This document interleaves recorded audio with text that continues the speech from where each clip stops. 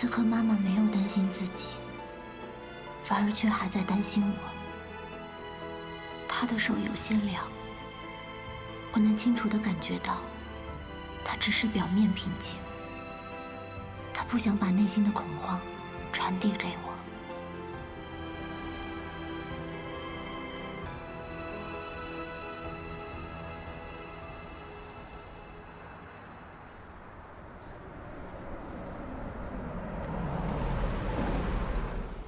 我是易茂集团董事长，我可以代表集团向各位保证，一定给各位一个好的交代。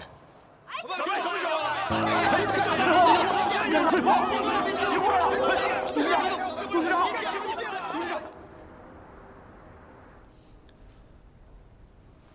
易总，你说这常进他也真的是，他真的愿意去傻到当一个替死鬼？利益面前，有几个人能看得清楚呢？跟你估计的一点都没错，易钦东这步棋，还是下到常进这儿来了。那就要看常进，他怎么想了。易总，这怎么回事啊？陈建东在易茂集团的股票交易当中涉嫌内幕交易，由证监会移送到公安机关，由于涉嫌金额过大，最终被判为有期徒刑10年。我不知道易钦东到底承诺了他多少好处，但我知道的是，他进去没有多久，他老婆就跟他离婚了，带着孩子改嫁了。他父亲由于没人照顾，很快就病逝了。10年，对于一个男人来讲，不算长，但也不算短吧。尤其是宝贵的黄金10年。也许出狱后还可以从头再来，但是失去的能用金钱来弥补吗？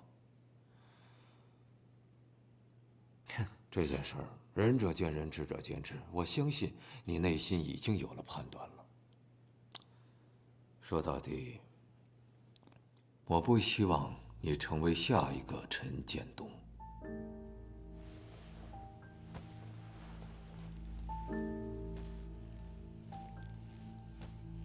你已经走到悬崖边上了，应该意识到自身的危险。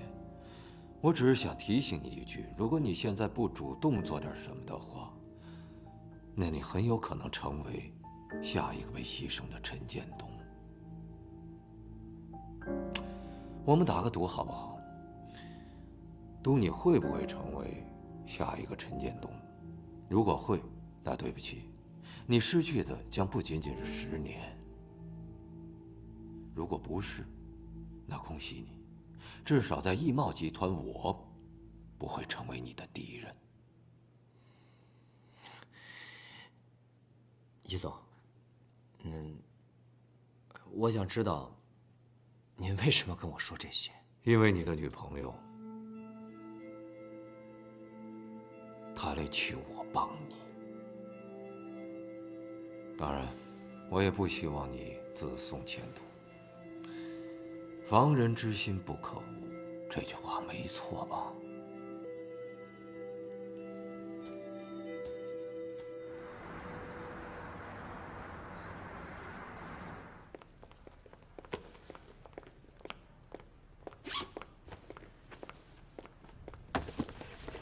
哎，等等等等，你们这是干什么？谁允许你们动我东西了？这是公司人事部让我们来这里收拾东西、整理办公室的。你要是有问题的话，你去问人事部好吧？把那个电脑先拿走。哎，等等等等，别动！我告诉你，这电脑是我的，里面有很多我客户的资料，弄丢了你能负责吗？这个电脑它是公司的财产，不是你个人的。哦，对了，把你那个工作证交出来。从现在开始，你在这里所有的权限都被取消了。谁给你的权利这么做？易总同意了吗？他允许你这么做了吗？我告诉你，就是易总指示人事部让我们来做的。你要是有问题的话，你可以直接去找易总。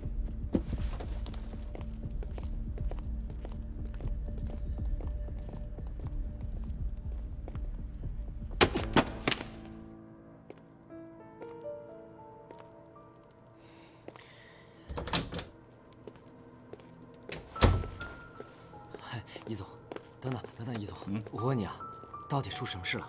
怎么我的办公室和工牌都没有了呀？出了这么大的事儿，对你停止调查，这不很正常吗？哎，别，您别跟我开玩笑，我不会真的有事吧？你真不知道啊？啊，相关部门都已经介入调查了。检察机关说，在你的账户上发现有100万的不明收入，怀疑那是你收的回扣。不是，这个钱是您发给我的奖金啊！你开什么玩笑啊？我易茂什么时候给你发这种奖金？哎，常姐，这个事儿你可不能往我身上栽啊！不是易总，您说这话什么意思呀？常姐，我把你提拔起来，让你负责整个格兰城的项目，你居然能做出这种事情来，啊！你真的太让我失望了。易总，我看出来了，您这是在让我顶雷啊！您不能出尔反尔，说话不算数啊！你负责的项目出了事，你不负责啊？你告诉我谁负责？可这个事儿不是我一个人干的呀，对不对？建筑材料公司是通过您的介绍才介绍进来的，我只是签个字而已，这怎么能让我一个人负责呢？等会儿，你刚才说是谁签的字？是我签的没错。对啊，你签的字啊，不找签字的人负责，你说找谁负责啊？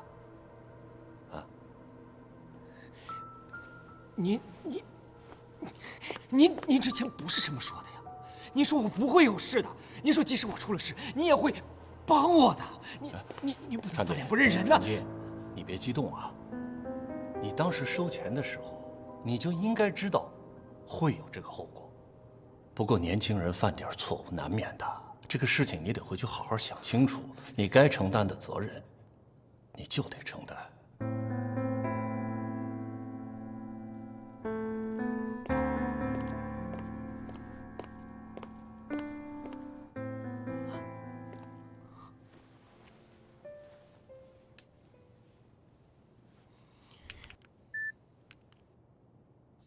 我只是签个字而已，这怎么能让我一个人负责呢？你刚才说是谁签的字？是我签的没错。对呀，你签的字，不找签字的人负责，你说找谁负责？啊？这个录音是常静给我的，这里还有一些跟格兰城相关的资料，有问题的地方我都已经标注出来了，您看一下。不像话，真不像话！听说舅舅最近总是往澳门跑，手气可能不太好，一时情急被居心不良的人钻了空子，也是在所难免的嘛。这个混账东西，老毛病又犯了。大公，您别动气，再伤了身体。当初我就不该把地产从你那儿交给他，现在他出了事，还需要你这边来收拾残局。还好有你在，要不然我得被你舅舅给气死。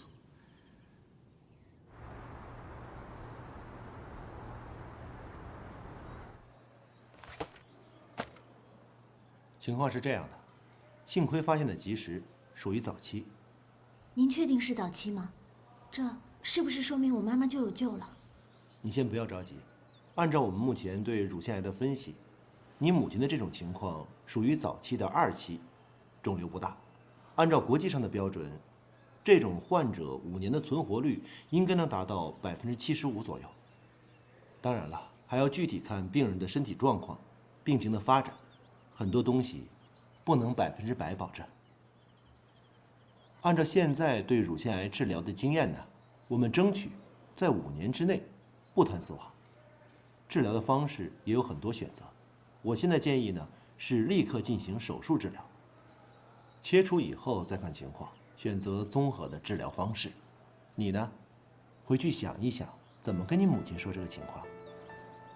我的努力没有白费，从死神手中抢回了黄金时间。你要做好。当年妈妈查出晚期的时候，甚至连手术的机会都没有，只能被动治疗，默默等待离去的那一刻。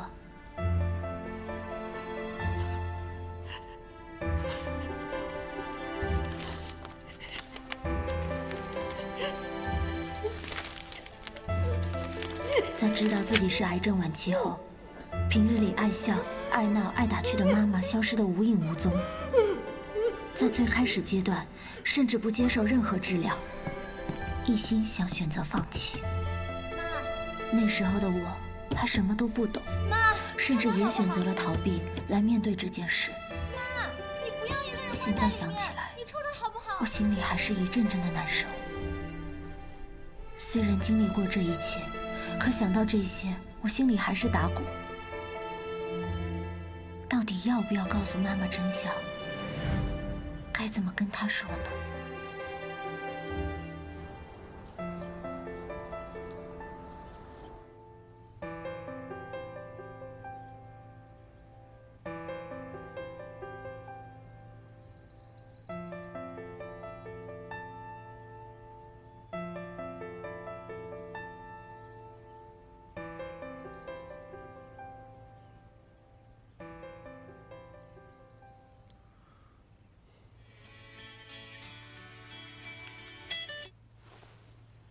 喂，喂，嘉诚，晚上约了李叔叔吃饭，你把手上的事情放一放，赶紧过来。带上你的图纸，还有2瓶茅台酒。这次的射击案不是已经通过了吗？为什么还要去接？你怎么总盯着眼前那点事儿啊？李叔叔手里的项目很多的，他要是认可了你，你以后还愁没机会吗？赶紧过来啊！就这样。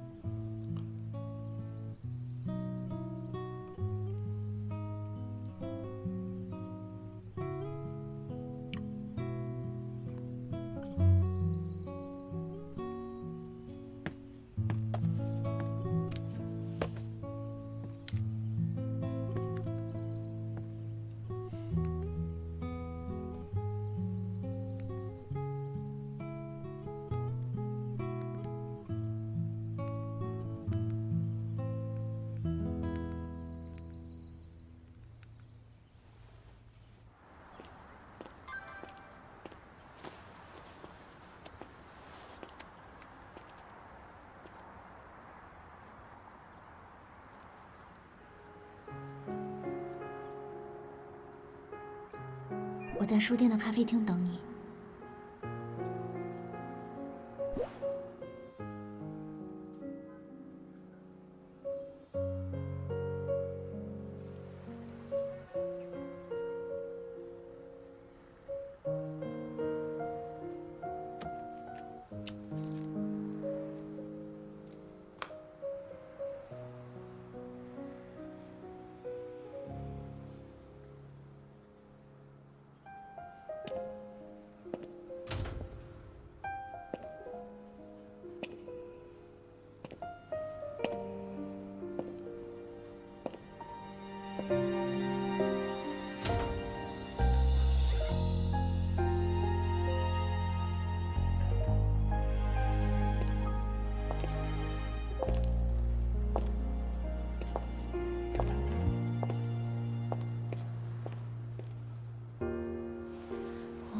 想告诉你，你给我的记忆，像空气如影随形。等我闭上眼睛，你眺望远处的身影，是穿越悲喜勇气。时间都知道。他给的每一个问号，是我们太年少，总要和他赛跑。时间都知道，他给的每一次煎熬，是我以为你不会来了，没想到这么短的时间，竟然发生了这样的事情。爸爸在我很小的时候就已经走了，所以从小到大，是我和我妈妈2个人一起生活。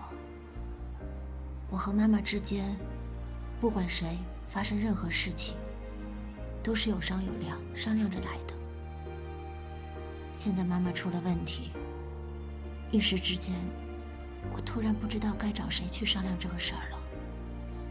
所以，你是想听我的意见吗？你的意见对我很重要。如果是我的话，我想我应该会全盘如实托出。你是说实话实说？不好意思。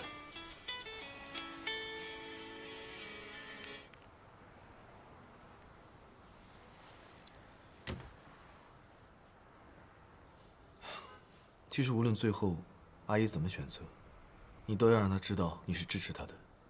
当然，前提是让她知道所有治疗的可能性，在可能会发生的事情里面，尽量去帮她理性的做出选择和判断。还要配合好医生，不要留下任何遗憾。而且还要看阿姨是什么样的性格，用什么样的方式去跟她沟通。我妈一向都喜欢直截了当。我跟她之间，没有什么事儿是藏着掖着的。除非你可以瞒着阿姨，把这出戏演好了，不让她发现。当然了，这些只是我的预想。事情没有发生在我身上，我也没有设身处地的去经历，所以我不能完全从你的角度出发帮你考虑。不，你说的是对的。其实这个时候，我不应该去感性，而应该是理性的去面对思考。起码，我不能先倒下。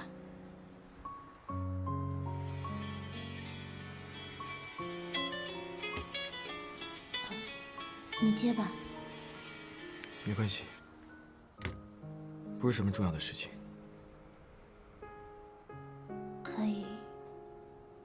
可以陪我坐一会儿吗？不需要说什么话，就只是这么静静的坐着就好。以前不觉得，现在才知道可贵。你知道吗？也就在几年前，我外婆也被诊断出是癌症晚期。当时我们全家都试图去瞒着她，可没过多久就让她发现了。外公倒是很坦诚，直接告诉她事情的真相。两个70岁的老人很酷，说放弃治疗就放弃治疗了。最后外公带着她开始全世界的各地旅游。那会儿医生说，我外婆大概也就只有半年的时间了。可外婆却奇迹般的跟着外公，一起在外面玩了整整2年。之后很安详，很幸福的离开了。现在回忆起那段时光，记得外婆脸上灿烂的笑容，那应该是她最开心、最幸福的一段时间吧。如果当初真的选择保守治疗，过程痛苦不说，治疗还未必有效果，所以这件事情改变了我很多，对很多事情固有的看法。也许我们在看待问题的时候，都需要换个角度去思考。也许吧。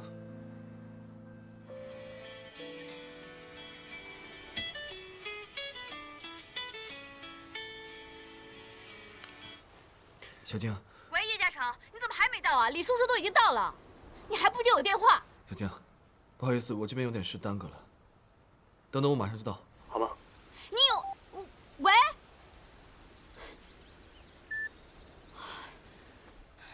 你快去吧，我没事了。行，那你有什么需要帮助的，再给我打电话吧。相信我，一切都会过去的。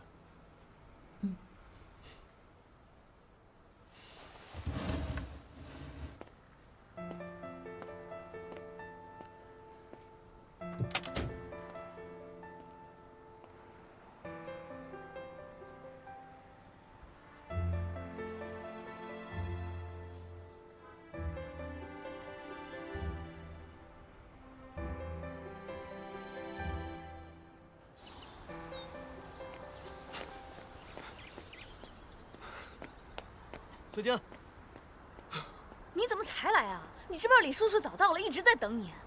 你知道他有多难约，我怎么约到的？你怎么能迟到呢？不好意思，有事耽搁了。什么事比这事更重要啊？这关乎到你的未来。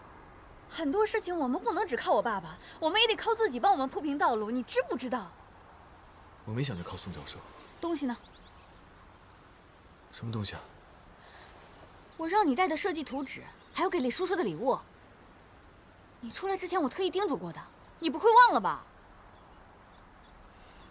不好意思，我忘到之前那个地方了。叶嘉诚，你到底怎么回事啊？我今天约李叔叔就是为了看你的设计图稿，结果你没带。另外，人家愿意来是因为看我爸的面子，你让人家空手回去，你懂不懂事儿啊？实在不好意思，我出门的时候真的带了。要不，我现在进去跟李叔叔说一声。行了，你赶紧回去，把东西给我取回来。现在？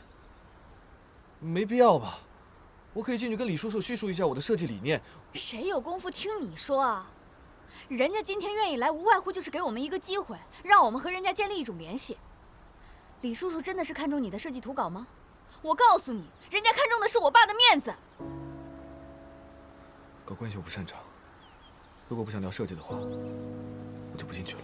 你什么意思啊？难道你让我一个人进去啊？这个李叔叔本来就是你想见，不是我想见啊！你什么态度啊？我告诉你，我这是在帮你，不是在求你。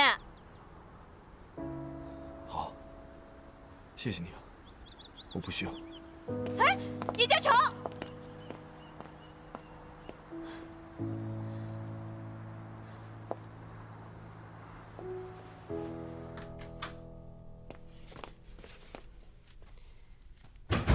妈，回来了。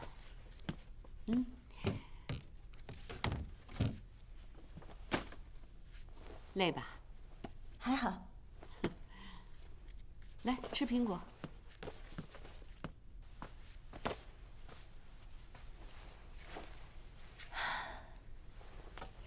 妈，今天医生给我打过电话了，检查结果出来了。没问题吧？妈，我们非常幸运，是早期，医生说是可以治疗的。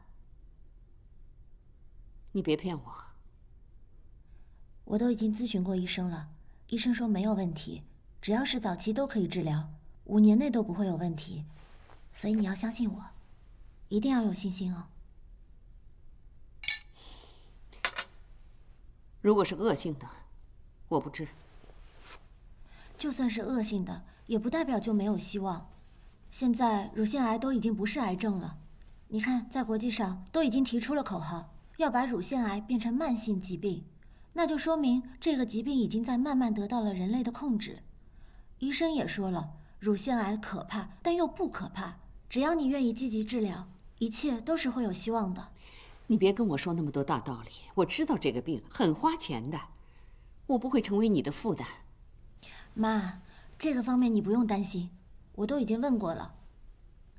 除了手术费有点贵之外，其他的东西都是可以商量的。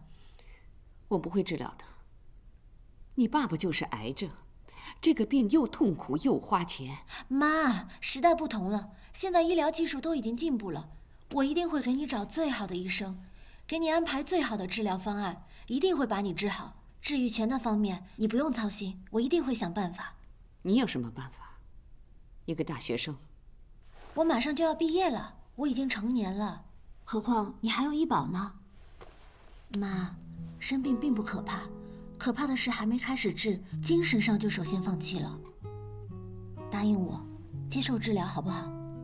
就算是为了我，妈，我也不想失去你，你也不想失去我，所以我们俩一定要在一起，好好的，好不好？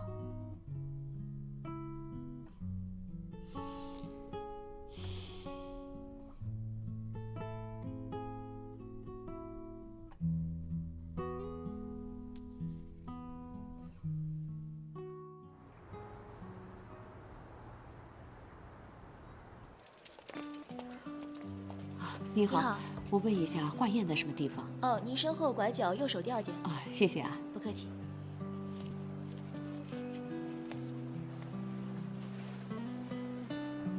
松啊。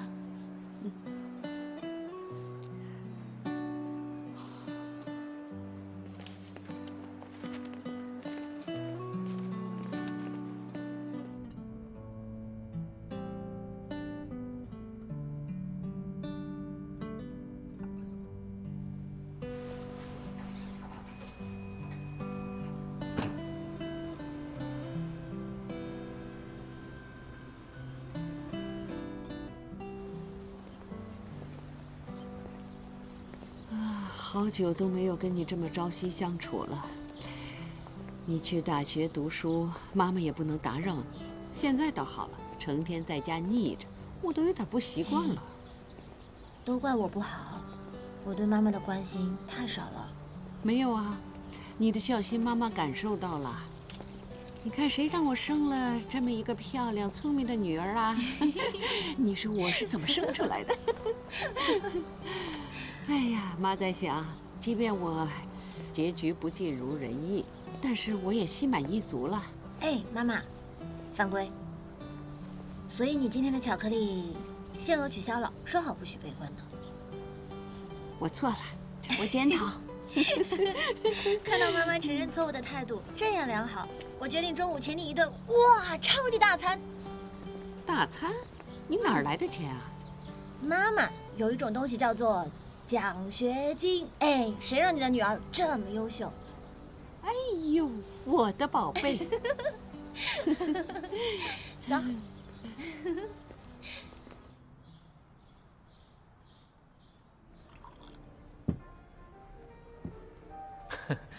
老是听我们家俏俏提起你，说你是她最好的闺蜜，对她特别好。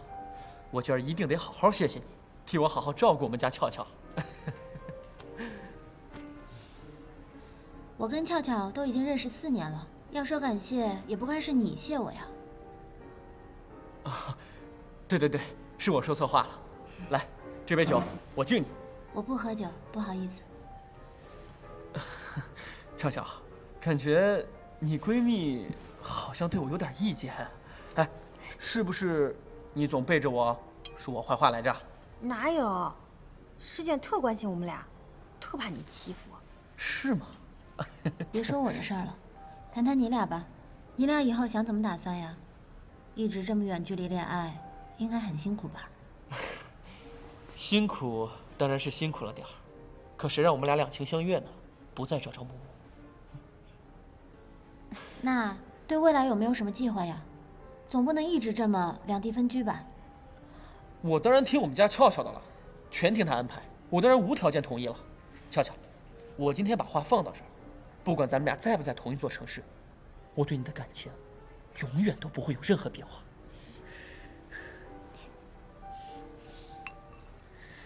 子松，我现在去苏州工作了。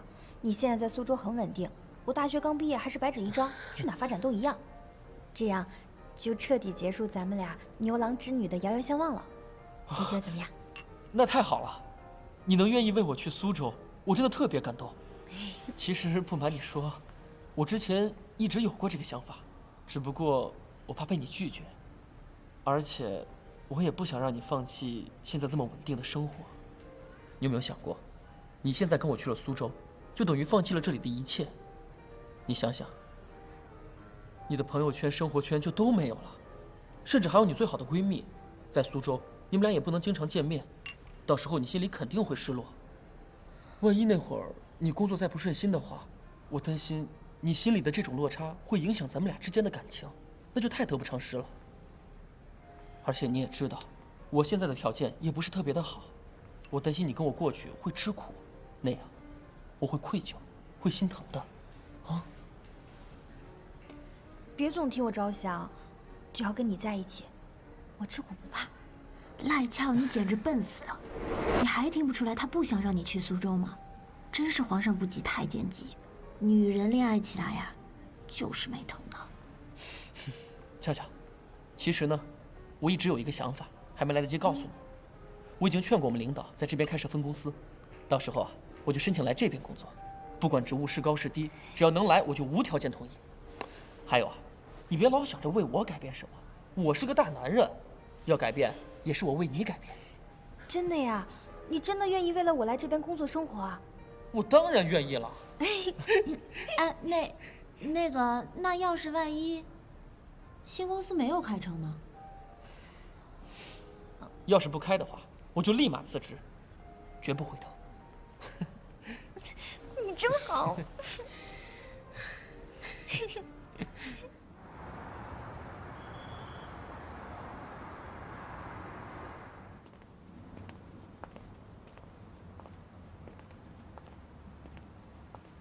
哎，今天见完面，你对子松感觉如何啊？是不是放心了？网恋不全是见光死，不靠谱吧？你真的放心把他一个人留在苏州吗？虽然说是要开分公司，可是这公司现在还是没影子的事儿，谁知道他到底要在苏州留多久啊？师姐，亏你叫时间，一点耐心都没有。幸福会来的那么容易吗？等待也是种幸福，你懂吗？不懂，你懂。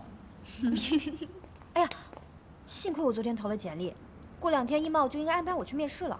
你跟我一起去吧，反正简历都已经投了，万一都面上了，我俩在一起工作还互相有个照应，这不很好吗？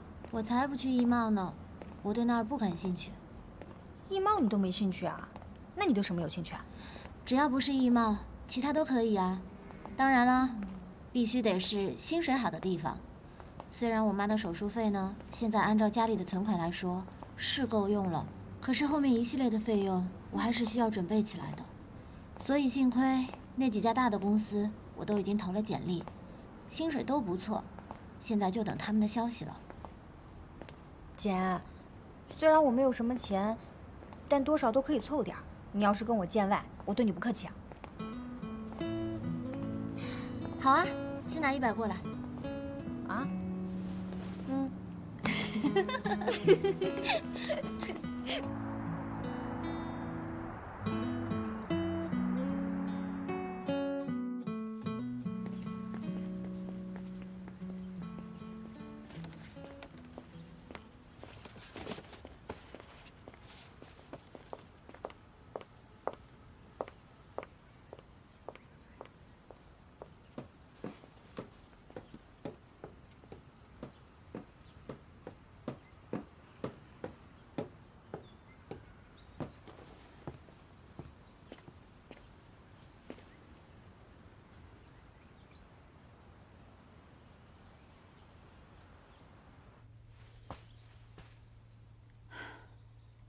你还在等什么？我都已经站在你面前了，你还要让我怎么样？你要我干嘛？道歉啊！如果你现在跟我道歉，我就原谅你。如果我不道歉呢？不是，你不会认为是我错了吧？你知不知道那天我为了解释你没到，我脑袋都快转死机了。我光道歉就跟别人说了多少遍，腰都快弯折了。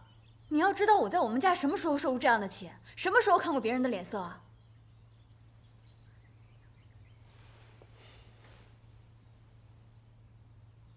那天我的确不应该一走了之，我应该进去跟他们解释一下，不应该留你一个人去面对。你终于想通了，我就知道你绝对不会是一个朽木不可雕也的人。我想通了，我不喜欢你做事情的方法。更准确的说，我不适合，我没有办法按照你给我规定好了的人生轨迹去进行。这不是我的性格，也不是我的生存之道。我希望别人关注我是因为我的设计，而不是因为我会去搞人际关系，也不是因为我和你的关系，更不是因为你父亲的地位。哎，嘉诚，怎么了？是不是有人说什么闲话了？没有。这是我个人想法。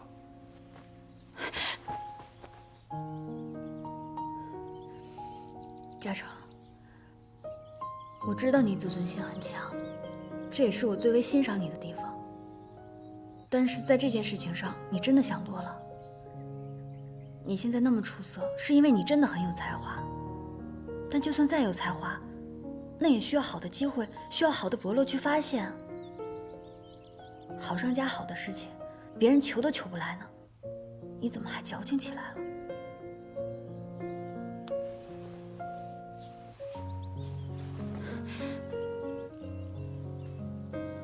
不是矫情，我是希望能够用自己的方式去生活、去工作。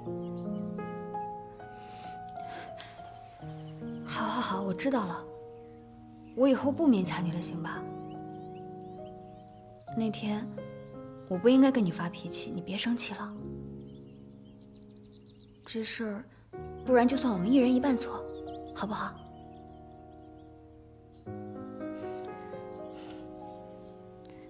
嘉诚，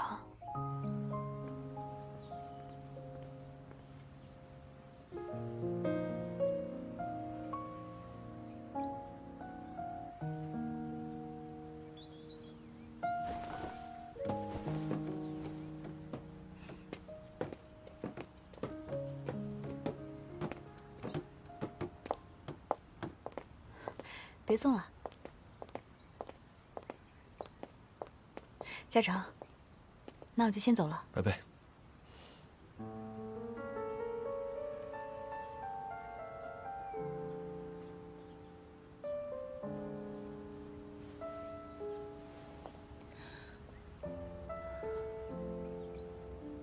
拜拜，亲爱的。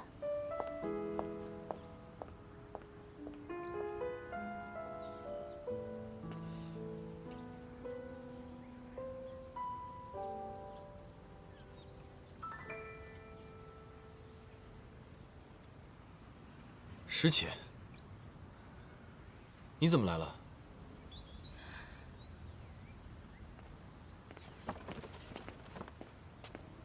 上次你落了东西在咖啡馆，我本来是想快递给你，但担心这是贵重物品，所以就想还是亲自送过来比较安全。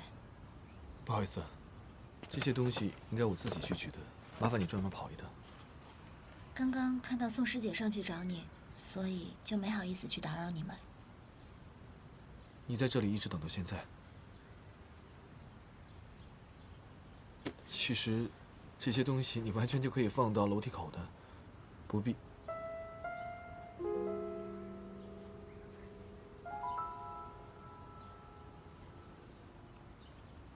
对了，你妈妈最近怎么样？已经住院了，她过几天就要进行手术了。那次跟你聊完之后，我就决定跟她坦白一切。所幸的是，她的反应并没有太激烈。那就好。如果还有什么我能帮忙的，你随时打给我。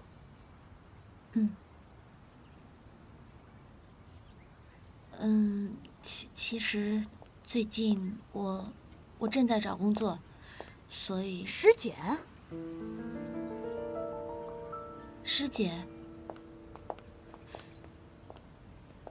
你怎么会在这儿？上次我跟师哥遇到，他落下了东西，所以我给他送过来。你们俩怎么会遇到？什么东西啊？就是上次的那个。易嘉诚，你上次迟到就是为了见他呀？